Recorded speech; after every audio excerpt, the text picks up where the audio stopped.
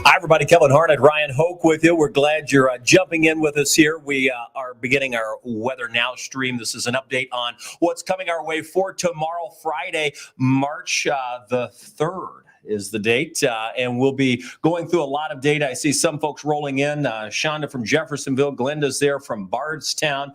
We appreciate everybody jumping in. I see Daria from Brandenburg. So a big hello to everybody. Mockport jumping in. So thank you. We do have a lot of folks that will be jumping in over the course of the next 30 to 45 minutes. We're going to try to get to as many questions as we can, but we have a lot of data to go through with you, and we're just going to be straightforward and give you what we know at this point, knowing that it's 8:17 in the evening on Thursday, and there will be some things to change as we get closer to tomorrow, and especially midday tomorrow, which is the really the time frame where we could see some of the stronger storms. It's maybe a small time frame for the severe weather part of this whole deal, but the wind part outside of any storms that will see some extreme 60-plus mile per hour gusts is a good chunk of the day tomorrow. There are 3 reasons for this alert day. You know, it's rare that we have more than 2, but all 3 of these on their own are pretty solid. So this is kind of a concern tomorrow. Some of the most active weather we've likely seen so far this year. Yeah, we've talked about it not just being the 1-2 punch, but it's the 1-2-3 punch. One comes with a flooding issue for some tomorrow morning with heavy rain. The other is that narrow window of severe weather midday tomorrow. And the third are the winds that will be sustained throughout the day that could exceed 60 miles per hour and outside of thunderstorms. Power outages, they could be widespread should that happen. So that'll be contingent upon that. But you see all the different criteria that we've had for this alert day right here on the list. And it's pretty long. Yeah, we can't rule out the isolated tornado threat, so we're going to discuss that too. Obviously, all is quiet tonight. The SkyTrack cameras from all around, and we've got 10 of them, quiet. We are under a mostly cloudy sky, temperatures ranging from the mid-40s. Carrollton's down to 41, but that's sort of an anomaly. Most places are mid-40s or higher. Here in Louisville, Bardstown, we're among the warmest. You see 54 down to Camelsville and Columbia. So all is quiet tonight. Dew points are in the 30s. We had the front move through last night. That took our moisture out of the atmosphere. We'll be working to sort of load the atmosphere. We have to have moisture. That's one of the key ingredients. And you can already see the southern parts of the viewing area with higher moisture content, and that's going to be increasing across the area during the day tomorrow once we get this warm front push past us, especially tonight. And we've seen yesterday how quickly that moisture can return. You remember some of the hail storms that we talked about this time last night. So this moisture will return, and it will give us the potential to see, of course, the severe weather fire up a little closer to midday. Yeah, everybody that's watching, we're on all of our platforms. So whether that's Twitter, Facebook, whether that's YouTube, Roku, Amazon, doesn't matter where you are, we're seeing you, our 24/7 weather channel. We're jumping in. So many of you can communicate with us, and we will take some of your questions. Let us go through the setup, and then we'll dive into answering the specific questions. Let's start with the radar. Tonight, we're going to see the clouds not only increase, which we've noted, but also the rain. That increases, as you can see, moving in tonight, likely after midnight by the time it reaches us here in Louisville. And something I think we've done a really good job with today is making sure that folks know that this is not an overnight severe weather threat. The rain tonight is nothing to be scared of, but as you wake up tomorrow morning, there could be some flooding issues in spots, especially along and north of the Ohio River. So keep that in mind as you're getting up and getting ready for the day tomorrow. It might take a few extra minutes to get to work or school safely. Yeah, tonight what we're watching happens to be, again, the rain moving in, but really our eyes are focused way in the deep south, and you can see why. This is the area of low pressure that's been talked about for more than a week now, saying record low pressure possible as this storm deepens and intensifies. I'm going to take everything off but the warnings, and you can see the setup. Obviously, the area of low pressure, they're a lot warmer down there. They've got great moisture feed from the Gulf of Mexico. They have all the ingredients needed across Texas into northern Louisiana, southern Arkansas, extreme southeast parts of Oklahoma to see severe weather. But let's talk just a minute about what the decrease in pressure means. And I think that's important for people to understand, is that we measure so many things in weather based on pressure. We talk about hurricanes based on the low pressure. We know that low pressure allows that air to rise. When the air rises, it condenses. When it condenses, we get the clouds, we get the showers, the thunderstorms, yada, yada, yada. There are only a few ways we can really propel the air up. Low pressure is one of those. Fronts another, and then having the wind hit the mountains and go up. That's another one, orographic features. But when the pressure is really, really low, and when it deepens like that, we get a tremendous amount of wind energy around it. Yeah, the amount of wind energy tomorrow is going to be tremendous compared to even what we've seen so far this year. We're talking like 100-mile-per-hour winds just a few thousand feet above our heads tomorrow because of how deep this low pressure is. Now, don't go home telling your friends that this is going to be a hurricane tomorrow, but the amount of low pressure, the number of the pressure, will be similar to what a Category 2 hurricane low pressure will be as that low moves through to our north and west. Again, not the same impacts, and of course, we've got land around here that acts as friction to slow down some of those wind speeds. So again, this is not a hurricane, but you get the idea here. It is that low that we're talking about, that kind of a category of thing happening around here. Yeah, so intense, in other words. I mean, it's going to be windy all day, especially ramping up by mid-morning into the afternoon and evening. Just a horrendous wind. I mean, if you thought Monday was windy, it's going to be like that or worse, perhaps. Right. We had the 64-mile-per-hour wind gust then, and we thought that was a huge deal. That was only the 15th time since 1970 we've seen something like that. We could do that again tomorrow, it looks like. Let's jump into the modeling. Here we see the severe weather outlook for tomorrow. This is midway up the scale. You start to get into that sort of brownish area. That is the enhanced risk area. Slight risk, southern Indiana, extreme northern Kentucky, and eastern Kentucky. So we are right in that zone from the Ohio River on to the south to see the enhanced risk area of severe weather. I want to just look at that a little more in detail. So the Storm Prediction Center breaks this down for us. They say, we've put you in the enhanced risk area, and here we're going to break out tornado, wind, and hail threats. Let's start with the tornado potential. They've marked it coming in at a 5% range. This is not like a Great Plains tornado outbreak or anything like that around here. This is a deal where we could see some very fast spin-up tornadoes.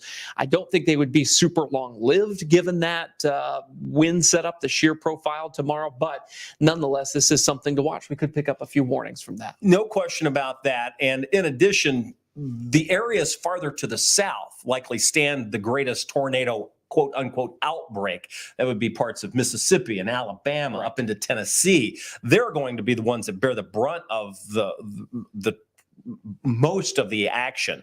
But even this far north, we could have our own to deal with. And while it may not be what they're seeing, even a minor amount is too much, and we could see that tomorrow. So that's sort of the tornado, 5% risk area. Let's talk about the 58+ mile per hour wind potential. You notice that is really cranked up there. It matches very much with the enhanced risk area. So that too is more likely. So wind for us will be the main threat. Right. That's that 30% red shade you see there on the screen. So wind, the big deal, tornado, a bit secondary. And of course, the flooding threat we'll need to keep an eye on as well. We take a look at a couple of things. This will be what we would call the CAPE, the energy for the storm, that stands for convective available potential energy. And I'm just going to sort of fast forward this through. Here we are at 1:30. Notice it increasing across the area. And even as we go into the afternoon, the model is just now coming in. So we haven't completely captured every part of this. In fact, you can see where it stops here as soon as you see it move. And I'm going to go back to it. So right there. So we're just afternoon. So I would suspect that we're going to see this increase even more through that 2 to 3 o'clock time frame. So the model data is just now coming in for this run that we're looking at. Right. And that's always a challenge when you've got new data coming in like that, kind of analyzing it and giving out what that data says. Cameron was actually just talking about that here. I'm going to put his comment up on the screen. He says, could things get worse if we add more of that energy or CAPE to the numbers that we're seeing some on the models right now? Yes, the more CAPE, the worse this would be because we've got a ton of wind energy. But one of the more limited factors, I'm not going to call it a limiting factor though, is the convective available potential energy CAPE, the amount of heat energy kind of in the atmosphere, because we're going to have such a narrow window to destabilize tomorrow before the cold front kicks in. So the more the CAPE, the worse it gets. I'll call your attention to really this zone here that I'm circling. That's a zone that obviously we're watching everybody, but this is a zone I really feel like has the potential to see even stronger storms and stronger winds. And I'm going to explain why as we roll through the next couple of minutes here. We're taking a look at the CAPE. You see that that is there. It's going to be there. So the fact is, to increase the CAPE would be if we increase the instability, if we wind up bringing in some sunshine tomorrow. Keep an eye on that. Let's take a look at what we would notice in rotational tracks. And you can see some of the models want to put that even into Indiana. Again, that may be possible, but the greatest potential will exist everywhere because of the shear we have in the atmosphere. And it's being able to tap into that. And that will only be decided as the morning wears on, where we can get that rain past us in the morning hours. So it would be a conditional threat. It always takes until about the morning of to really diagnose a severe weather threat properly, because you don't know exactly where that rain placement's going to be, how much instability you can build in on the south side of that. So all of this we're showing you right now is the night before. Some of this will change heading into tomorrow morning, but those rotation tracks are concerning. And notice how they went from southwest to northeast. These storms would be traveling at a pretty quick pace in that direction there. So it's not the weather coming from your west. You'd have to look to your southwest on the radar to see where these storms are coming from tomorrow. Let's talk about the tornado risk. And again, this would be the significant tornado parameter on the models that we look at. And again, you're looking for the coding of this. This goes from low in the reds and the sort of oranges, and then it ramps up yellows and then purples. So let's just sort of scrub it through time. This is at noon. And you can see some of the purples showing up to the south. That was similar to the zone that I circled a while ago. And again, that would be the area that we watch. Anywhere from Louisville really to the south and off to the east of I-65. I think that's the critical area that we have to watch for, at least as the data points to right now. Could that change? Yes. What would change that? The track of the low. The low, you just saw it. It's still in Texas. If it moves 50 miles north, we're moving all of this data 50 miles to the north or east or west or wherever it may go. So the track of the low will play a key role in how this unfolds tomorrow. But notice how narrow that corridor is. It's out of here in a jiffy by 3, 4 o'clock. This thing is already east of the I-75 corridor. So this is going to happen at a time of day when folks are alert and awake. That is a good thing, just for awareness of this whole deal, because I think the most dangerous part of this whole thing will be during the daylight hours. So many people have questions, and we're going to get to those, but I want to, and we've gone through a lot of stuff that people are probably like, I don't even know what that means. So let me just sort of sum it up by saying, when we have severe weather, to even get severe weather, much less tornadoes, we need certain ingredients. We need instability, we need moisture, we need wind shear, and we need lift. And tomorrow, all of those ingredients are sort of checked, not on the low side, not on the medium side, but high or very high. So all of our ingredients are there tomorrow for extreme wind and the potential for tornadoes, thanks to the wind shear, which is very high. Now, some things have to happen for that to occur. Am I saying we're going to have tornadoes with certainty? I'm saying it's possible, and it's really going to be dependent on how tomorrow unfolds. So let's see where the warm front goes, how far north that goes, the track of the low, and then how much we destabilize as the sort of morning wears on. Should we see sunshine at any point tomorrow morning or into the afternoon, that's going to be a cause for even more concern. Right. And so all of these things, especially for this time of year, they're all pretty high level amounts of these ingredients. And not only do we want to focus on the severe weather and the wind, but we can't, what I said earlier on Wave News at 7, sleep on the flood potential on this either, because flooding can be one of our worst killers, unfortunately, when it comes to weather-related hazards. And you see that flood watch there from right now until 4 o'clock tomorrow. That's counties along and north of the Ohio River. These are rainfall totals, I should say, exceeding 2 inches on already somewhat saturated soils here. The rain's going to come down overnight tonight into the morning hours. That'll be the heaviest amount of rain. So the bulk of that, when I show you the futurecast, shows that it moves to the north and it eases just a bit by mid-morning. Though then we begin to develop thunderstorms. But the flood watch is in place. These are alerts we already have in place. We also have in that same general area of wind advisory, southern Indiana, and a high wind warning for parts of Kentucky. And that includes areas along and south of the river for our viewing area, minus Breckenridge and Meade County. Nonetheless, it is going to be absolutely windy tomorrow. Those wind gusts 60 miles an hour are going to be likely. Thunderstorms or not. So we've got to pay close attention to the wind. This is the third high wind warning in 2023. The last time we had 3 high wind warnings in a year was 2008, and that was over the course of a whole year. It's only March 3rd tomorrow, by the way. This has been one of the windiest years any of us have ever seen in our lifetimes, I think. It's important to note also that in the high wind warning comes out because we could have winds that, would exceed 55 plus miles per hour. What we have to note is that a severe thunderstorm warning with a thunderstorm would get issued at above 57 miles per hour. So it's likely that you could have a thunderstorm ongoing and you'd be like, well, where's the warning? Well, the warning's already out. It's the high wind warning. So unless there's rotation showing up tomorrow, or unless there is a possibility of a wind over 57 miles an hour in southern Indiana, if you're in that high wind warning, it's assumed that any thunderstorm is severe. And that's to keep the warning map tomorrow a little bit more tidy and easy to digest, because you don't want 2 things that say the exact same thing on top of each other. You want to be able to pick out those individual storms and threats that may supersede that high wind warning. So the National Weather Service has a good strategy on that plan for tomorrow. Yeah, we look at this index too. You can take it with a grain of salt. It's not always extremely accurate, but it's something we look at. You'll notice as we roll through time, midday into the afternoon, notice that target zone that we've pointed out down to our south. That's south of Louisville, from Louisville south, and then points east of I-65, seeing the greatest concentration of what could be some power outages, reaching into even the moderate category at times there. So power outages are a real possibility. So when we look at the severe risk, keep in mind, we have multiple things going on, not just the severe risk. We've got the flooding potential in the morning, mainly southern Indiana. We also have the severe risk that we're talking about, and then the general wind risk. 3 things we're watching. This is just for the severe part. The window, as we've pointed out a number of times, is narrow. 11 a.m. until 3 p.m.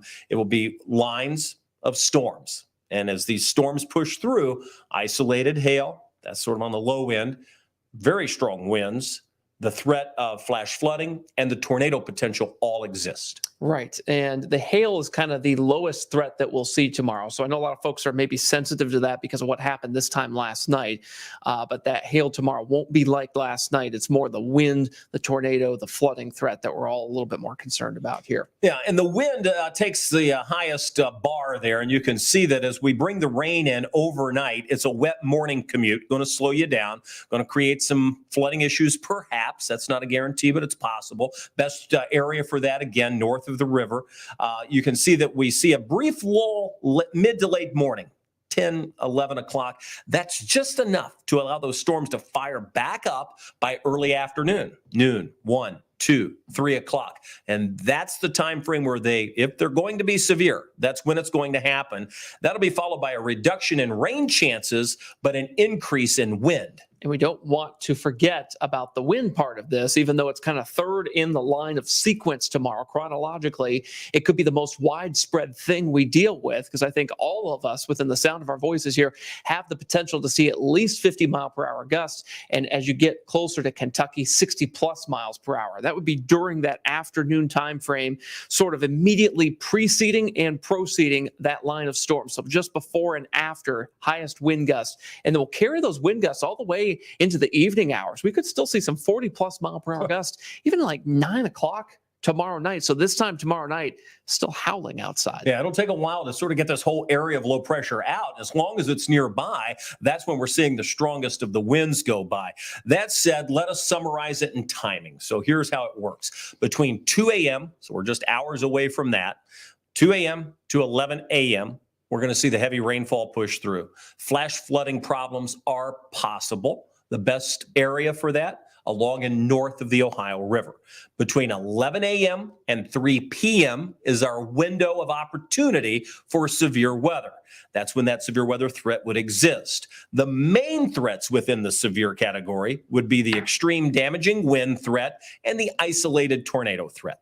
Right. And then as we head toward that 3 p.m. to 9 p.m. time frame, that's when we get into the third but possibly most widespread part of this deal with these extreme 60-plus mile per hour wind gusts. And power outages are likely tomorrow. I think the power crews are going to be very busy over the weekend restoring power to folks here. Now, look, I don't think this is going to be anything like the '08 windstorm. That was a completely different type of setup there. All right. Yeah, so that was really rough. Right. So don't get us wrong there, because I know we've mentioned 2008 already once in this broadcast, but that's not what we're going to see tomorrow. This is a different deal. But even so, this will be some of the strongest winds we've seen so far this year. And that's saying something, because this has been one of the windiest years that I can remember in 30 plus years here. All right. So let's jump to some of your questions. And before we do that, let's pull up the school closings, because we know some schools have already decided that, you know what, it's just not worth it. We're going to go ahead and cancel classes. So here's what we have, at least at this point, coming into the Wave newsroom. Yeah, so it's a big list now. Anderson, Borden, Henryville, Clarksville, Crawford County, Greater Clark County, Marion County, New Albany, Floyd, North Harrison, Perry Central, Rock Creek Community Academy, St. John's Lutheran School, Lanesville, the Excel Center, Clarksville, Washington County, Kentucky, and Woodford County. Now, a lot of these are virtual learning days. One of these, at least, is opening late by 2 hours. Looks like a couple of those. And then some of these are closures. So as always, check with your individual school district and go to wave3.com/weather/closings for more on that through the overnight hours. Yeah. So again, those will be being added to, I'm sure. It seems like with the whole virtual learning thing, it's easier to just keep them at home. So right. We have no opinions on that. Nope, because if we have opinions, then we're in trouble. That's not what we do here in the news business. I mean, I do have an opinion. I just won't give it. We don't have official opinions on that. All right, let's take some questions. We've got a lot of hellos, a lot of where you're from, so we appreciate that. But let's dive into seeing what people are asking. And I see you've got one from Glenda. Glenda, she says, I need to leave Bardstown tomorrow morning to miss the downpours. Like, basically, what time would that be if you're going to miss the bulk of the rain? Now, since you're down in Bardstown, you will likely get in on that little break that we'll see probably about 10 a.m. So there will be a slight amount of dry time that you might be able to escape there. So keep that in mind. Let me show this while you're answering that question. And this is the Futurecast. Beginning at 6 a.m., I failed to put this in a while ago, but I meant to. Again, showing the shield of rain lifting up. This is the warm front. It goes to the north. Notice what's happening in the southern counties. They're getting dry time. And not only are they getting dry time, but they're starting to see some of the clouds erode. That's a problem, especially in Adair. Look at that right there. I mean, if that comes to fruition in Greene and Taylor and Adair counties, that could be a major problem tomorrow, because you'd get the instability building with the sunlight. So when I dial it back, we've got the rain. This is that heavy rain moving through during the overnight, early morning, fouls up the morning rush, gives way to the flooding potential for some folks, especially along and north of the river. And then by, I'd say 9, 10 o'clock, we're seeing some areas south of Louisville get in that break. Even here in Louisville by 10, 11 o'clock, we're in the break. Still may be cloudy, but if it's not, it's a problem. And as long as we see the break take place, the warm front goes north, and then we start to develop these cells out ahead of the cold front. Watch what happens. We go past noon, we get into the afternoon. Are you seeing what I'm seeing? Notice back out toward Evansville and Owensboro. That's ahead of the cold front. That's the zone of severe weather. That's that narrow window. It moves across parts of southern Indiana, stretches down toward Corydon, E-Town. Notice the time. We're at 2 to 2:30 in the afternoon, pushes through Louisville between 2 and 3, and then it's off to our east and fading out of the area. So quick hitting, narrow window produces a lot of rain. And that rainfall total could range between 2 and 3 inches especially along and north of the Ohio River, hence the flood watch. So you get the idea there. The severe weather window will be a narrow one in terms of timing, but boy, it could really pack a punch, especially in our southern counties here. All right. So Let's see. That was a long answer to Yes. Glenda's question, but rain is there. But I think it benefited everybody, which is good. Yes. Let's see here. Thanks for the updates from a lot of folks. Trying to get some questions in here. We've got plenty of those. Derek's asking, will stores and restaurants in southern Indiana be fine tomorrow? And here's the deal. I think like structural damage, like from some of these gusts, not going to be a huge deal. There might be some shingles and some tree branches that come down here, but this isn't like everybody gets flattened or anything like that. I mean, here's the deal. At the end of the day, this isn't going to impact everyone the worst. I mean, the winds are going to be there. Yeah. But is everyone going to have severe weather tomorrow? No. What you need to know is you have to have a couple ways to get warnings. You have to have a couple because you want it to be redundant. You need the Wave Weather app, 1.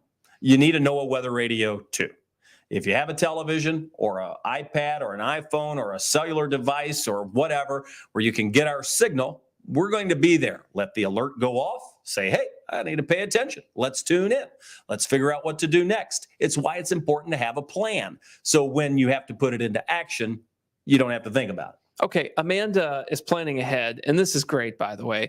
Amanda lives in a mobile home, so she's taking the dog and her kids to her mother-in-law's house in Jeffersonville tomorrow because they have a basement. Nice. That is sound advice. If you're in a mobile home, if you get a tornado warning tomorrow, be ready to go to a sturdy structure, preferably one with a basement. If you've got a neighbor down the street with a house with a foundation, make friends with them and try to go to their place to take cover if you can, all right? Angela says, extreme low pressure messes with my psoriatic arthritis and causes migraines. That's something we haven't talked about. You know, the aches and pains with a pressure this low tomorrow.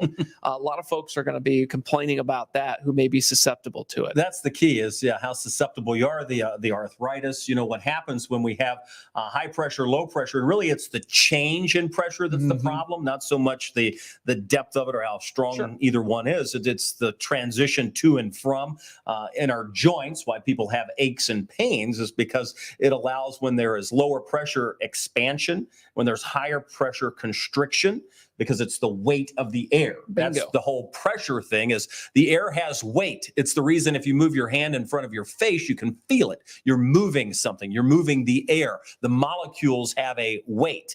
And with that, if we stack more air in a particular place, that creates a higher amount of weight, means higher pressure. And if we displace the air, it creates lower pressure, allowing that air to rise. Just like that. Tyler's asking, will this mainly be a QLCS event or will there be any discrete supercells? Just to define that, QLCS is quasi-linear convective system. Basically, it's a line of storms with some embedded supercell structures. And then discrete supercells, what he's talking about there, are individualized supercell storms that could possibly put down a tornado. And there could be a little of both tomorrow. I've been kind of operating with a sense that we'll have a QLCS, one of those lines of storms right along that cold front, but there could be some front-running supercell storms if they develop that would have an even higher tornado threat. Yeah, That's kind of a QLCS there. I think a good sort of resemblance is what's happening now is a precursor to what could happen tomorrow in terms of the look, not necessarily the intensity or the strength, because this could move across the southern states. But that's essentially what we're working with a lot. You know, again, there's the warm front that will lift past us. This is what's just on the south side of it. You can see it is a line, but there are other cells ahead of that line. So like you said, Ryan, I think we'll be dealing with a little bit of both. Right. A little bit of everything. Ashley saying 11 to 3 tomorrow for the severe. Yep, that's exactly right. You got it correct there. Let's see. Let's see. Jackson here on YouTube says, I've seen multiple school closures. Yeah, we went through some of that earlier tonight. And it looks like there are several that have been coming in. Let's see if we've got What did it say? Could it get worse if we add? Oh, we've already answered that question. More Cape. That was that one from Cameron from earlier here. Amanda says, do you think there's a possibility of the enhanced being moved into southern Indiana? Depends on the low track. Yeah, and that's the key. I mean, where this low track's how we're watching it tonight. It's on quote track, and we'll just have to see the modeling and where it's going. At this point, you know, the enhanced area looks to be in a pretty decent place, but should that low move or waver in the next run of models here, that could change it. That's right. So yes, it could change. Let's see if we've got any other questions here. Alex asking, will there be a watch tomorrow? I've had that question asked to Should be. Yes, there will likely be at least a severe thunderstorm watch tomorrow, if not something more. I would think I would think that we're probably going to see more tornado watches close to the low than the severe thunderstorm. Here's the way the warning process should go on a perfect day, right? First of all, days in advance should get us saying, hey, there's an alert day. Look over here. Watch this day. Yoo-hoo. Hey, here's the reason we even came up with alert days. We know the world is busy. It's a loud world we live in. Getting people's attention is tougher than ever before. So we said, you know what? People aren't paying attention when we're saying that it looks like there could be a risk of severe weather. How are we going to get their attention? We say, you know what? Let's come up with this alert day. We're going to flag these days. We'll have criteria they have to meet. But when we really think people need to pay attention, we'll say it's an alert day and we'll brand it and we'll make a thing out of it. So that's what we've done. So our first stage is, hey, we're going to look at it. We're going to decide, yes, it's an alert day. We did that 3-4 days ago. Yep.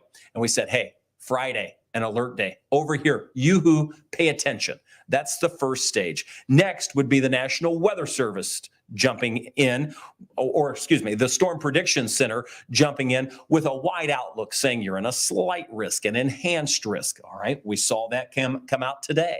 The National Weather Service followed up by saying here's a flood watch, here's a high wind warning and a wind advisory. Next would be the Storm Prediction Center coming back with a severe thunderstorm or tornado watch. It will likely be a tornado watch for us tomorrow.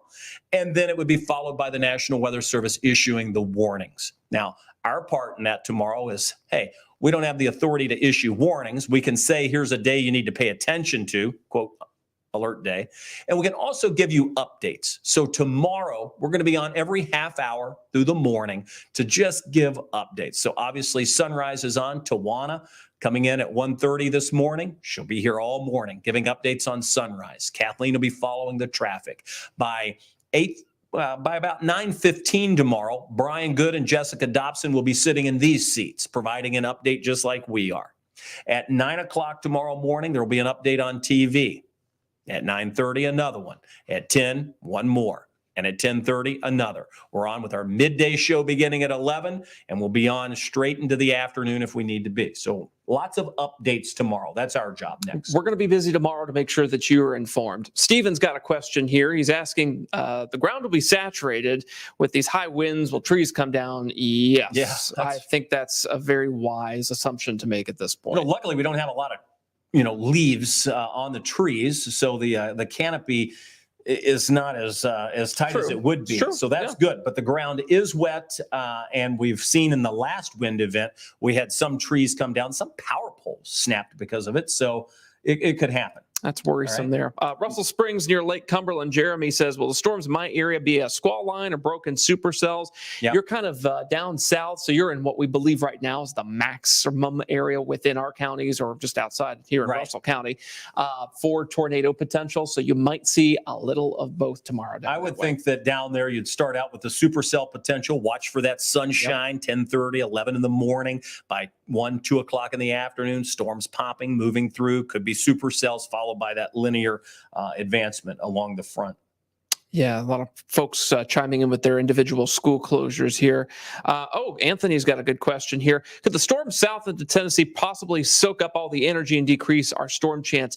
Here's the deal with tomorrow. This is different. I think he asked this because of what we were saying the other day. Exactly, because of what happened last night. That's a different setup than tomorrow. I was actually making sure on the model data that to our south, nothing would be inhibiting our little narrow window. And it looks like, at least during our little window between 11 a.m. and 3 p.m., there's not a whole lot of stuff going on down to our south at that time. So this won't be that kind of scenario where it's stuff to our south blocking us as much. We're a little bit more uninhibited than that. But really good question.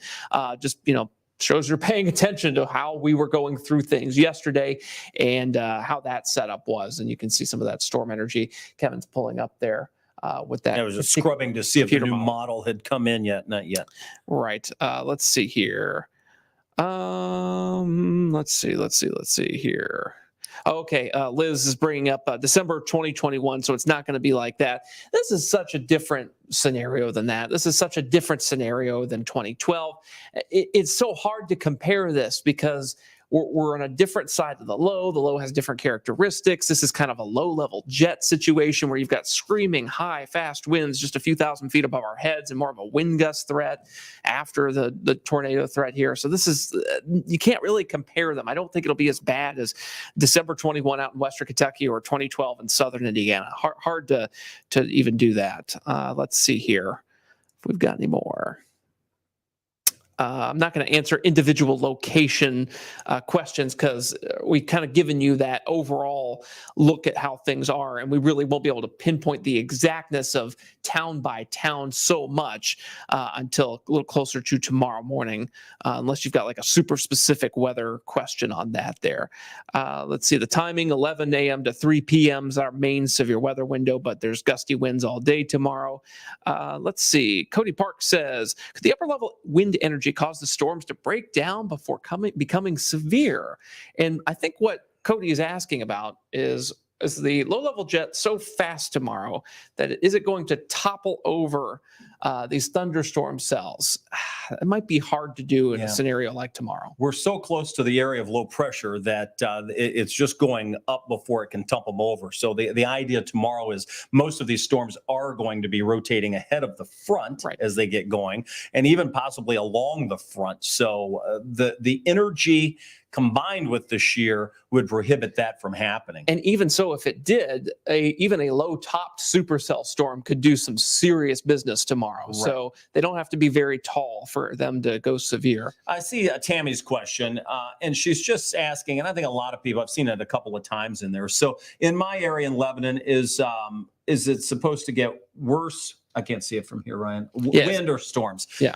Here's the deal. Tomorrow's going to be windy. And the winds of what we're dealing with tomorrow would normally be considered severe in some cases anyway, even without the 58 mile per hour wind is severe. And we'll have gusts outside of thunderstorms that way go past that. Yes. So we just sort of have to blanket the area saying tomorrow is going to be a day you have to be weather aware. Everybody stands the chance of seeing bad weather. It doesn't mean everybody is going to get a tornado, but it means everybody has that potential, and everybody's going to have the potential even higher to see some very strong winds.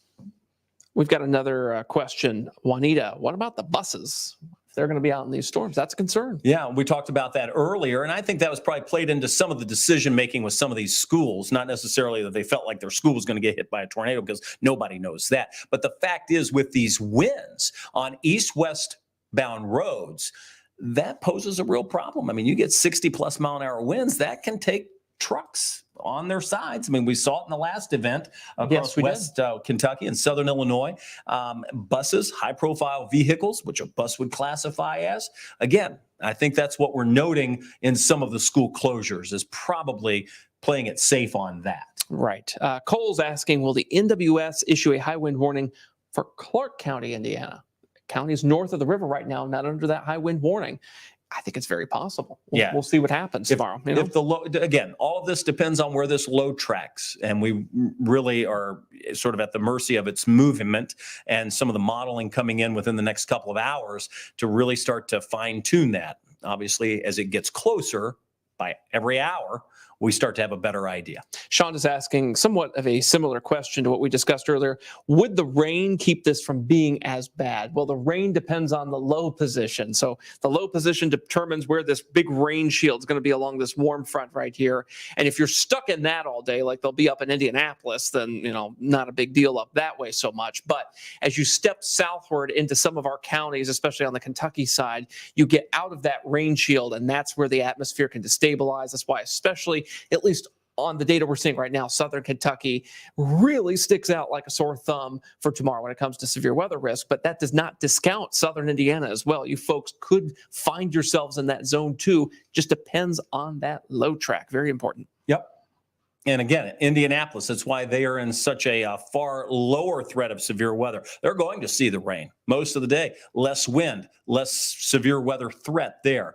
However, across our counties, both in Indiana and Kentucky, the threat is there. We have another one here from Angela. Okay, this is exactly what I was trying to caution against earlier, Angela, here. Just because the pressure is similar to a Cat 2 hurricane, it's not a hurricane. We won't see winds like a hurricane. You have to have an ocean for that to happen because there's less friction for those winds to come on shore.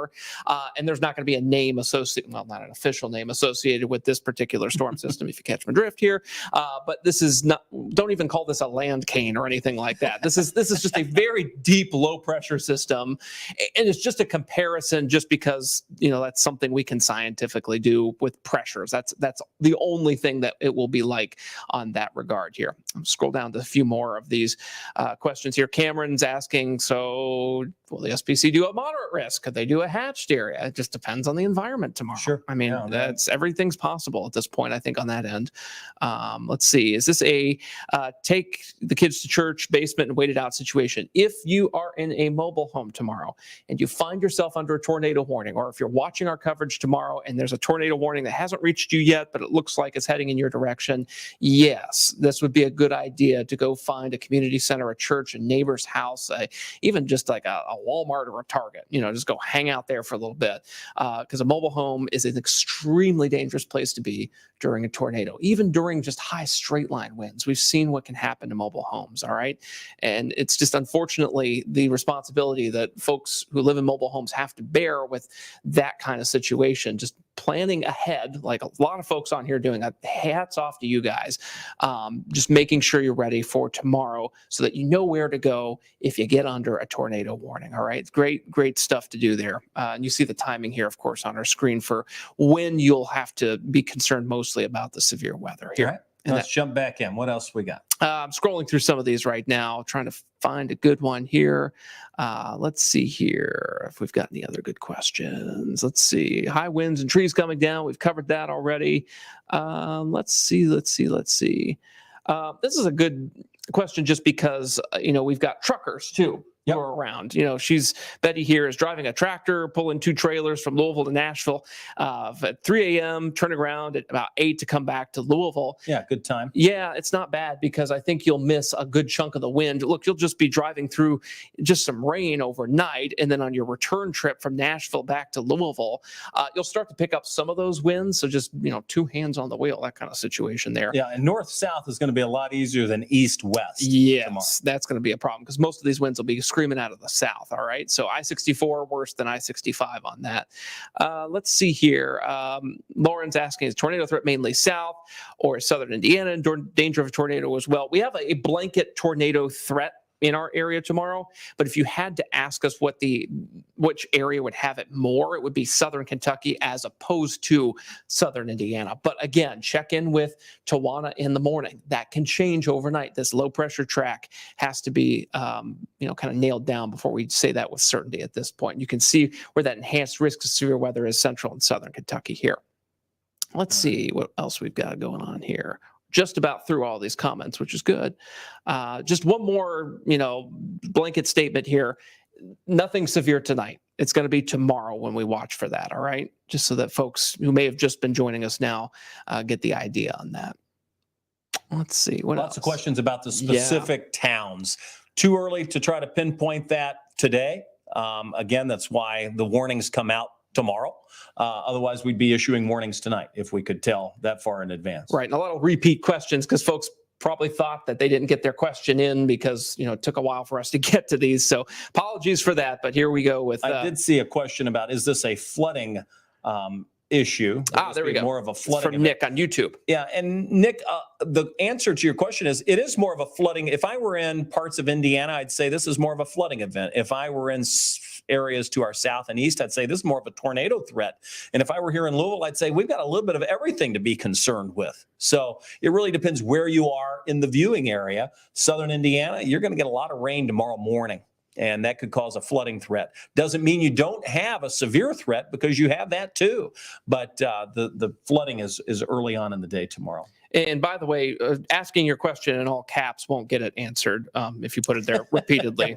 I will consciously avoid your question just because I can. But yes, everybody within the sound of our voice tomorrow has some sort of severe weather threat, all right? So just keep up with our app for the latest on that. That'll get us through that at least here. We're not going to talk about specific SRH values because I think that's getting a little too technical for this particular point of our broadcast here as we're wrapping things up here. Let's see. Oh, gosh. Okay. So Jennifer is new. So we've got new folks to the area, right? So a lot of folks moved in 2020. Everybody started working from home. Well, a lot of people start working from home. And maybe we've got folks from California, from Colorado, who've never been through something like this. And she said, when it's windy, is it safer to drive with the windows open or closed? Closed. Closed. Don't open your windows during that unless you want to end up on the side of the road. Not a good idea there. Let's see if there's anything else. Braden's going to be watching wave weather now tomorrow all day. That's great. We'll have our weathercast during our newscast and our updates throughout the day on there. So whenever there's wall-to-wall severe weather coverage, we'll be on there too. We'll make sure our broadcasts get on there. When you need to know it, it'll be on wave weather now tomorrow. So a good place to find that information. Cameron's asking, why so much wind energy this year? And I think that's a really good question. It has been cranked up, no question. It's been one of the windiest years we've had in a long, long time. And the area of low pressures have just been so close to us. That's the reason why. So it's where the storms develop out west. We've seen them move on to the Pacific coast, closer to Los Angeles, and they've moved across the country. Moved across the Rockies into Texas, developed a surface low, and then ejected off to the north and east. That's been the case. It's why California is having the wacky weather, and so are we. Yeah, directly related, by the way. Final question here from Katie Hall. What about us third shifters? Do you think there will be travel issues around 4 a.m.?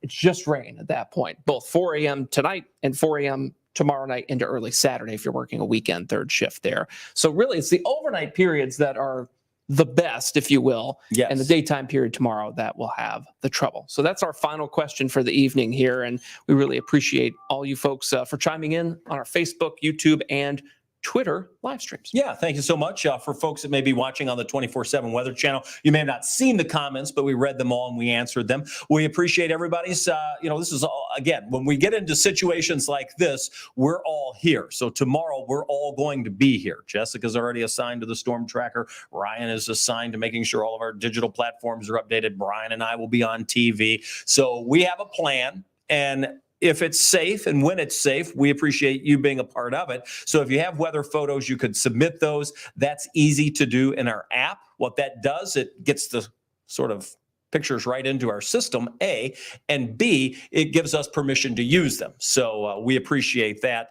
If you have the ability to send those in, we'll say thank you. We're going to sort of hang it up for now, but we will be back. Tawana's here at 4:30 in the morning on the air. We will be back on at 9:15 for an update on this very place that you're watching us now. That'll be Brian and Jessica. And then just stay with us tomorrow. We'll be here to give you updates as the weather changes. It's sort of like calling a sporting event play by play. You know, it will be happening as the morning unfolds. And some areas will be in a target zone. Other areas may not be. And this will happen fast tomorrow between that 11 a.m. and 3 p.m. time slot for the severe weather part of it. So keep your ears perked and your eyes on the Wave Weather app. All right. We will say thank you for watching, and I'll see you back here on Wave News at 11 o'clock. Hope everybody's safe. Make sure you have a way to get the warnings, and we'll be here to make sure we do our part. We will see you tomorrow.